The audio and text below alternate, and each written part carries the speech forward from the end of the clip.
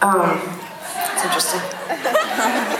When we, pretty much every interview I've ever done, someone has asked me why Sarah and I do the banter thing, or like, not like an accusational, like, why do you do that, but more just like, why do you do that? Like, you know, where did it come from? When did you start doing it? Do you rehearse? Do you plan it out? Is it scripted? Do you tell the same stories? Those kinds of questions. And I always reference, you know, our first 25 shows in Calgary, because, you know, we would be booked to like do like multiple sets at Second Cup, and we'd have to like fill hours, and we had like 10 songs, you know, and so we would play the same songs. We have friends in attendance who are at those shows, but like we would play the same songs. Remember, we'd do like a set of a song, and then we'd be like, okay, 20-minute break, then come back and have to play the exact same songs. And so to keep it interesting, we would tell stories in between the songs, or, you know, kind of banter back and forth, make fun of each other if the audience wasn't paying attention. And it kind of created this sort of like, I mean, a lot of the first shows were really awkward. Like, we one time did a show in Guelph to like 4 people, and they were all in a swimming pool, and one of them was the lifeguard. Like, it was just rough. And there were moments that just felt so deep and dark and awful, and like,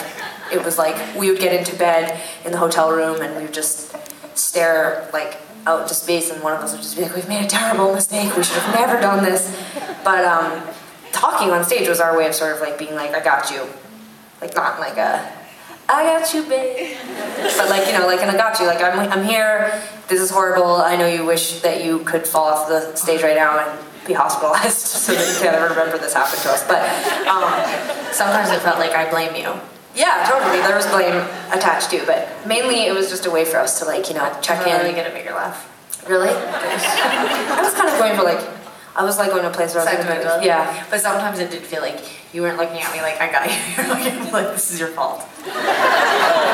If you were more talented, at least one of us would be popular right now. And then that happened, so, there were definitely, I mean, there was dark times. I remember one time we played a show in Toronto and it was awful. We fought on stage. We don't fight very often. We, you know, pick at each other for fun, but stop doing that. It's driving me crazy. And then, you're cute, look at, they're fighting. You'll know when we're fighting. But anyway, we had a fight on stage, and it was so awkward, and they filmed, like, there was like a film crew there, and our management at the time got a hold of the video, and like, sat us down and like, put it on, and was like, look at yourselves! Look at you! Aren't you embarrassed and ashamed? And Sarah and I were like, hysterically laughing. And then we fired him. But it was like this funny moment where I was like, you do what you do up here to survive, and lucky for us now, what we do is just this, and we don't have to survive anymore. We just get to like bask in you know, like, I mean, I've dug myself into a dark hole. Thank you for laughing, Carrie, helping me out of that emotionally.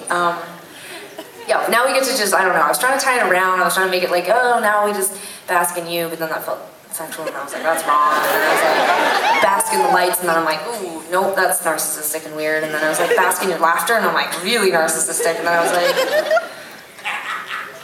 remember Jimmy with the bonnet? Basically what I wanted to say is thank you, because now it's not painful to be up here, and when I look at Sarah, mainly I just think like, yeah, but not like, yeah, like, yeah, like yeah, you know? Like, yeah, it's cool. That's what success looks like. Here it is.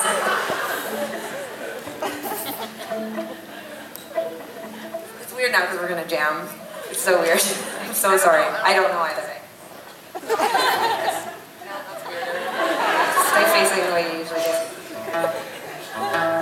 The song is about being really depressed.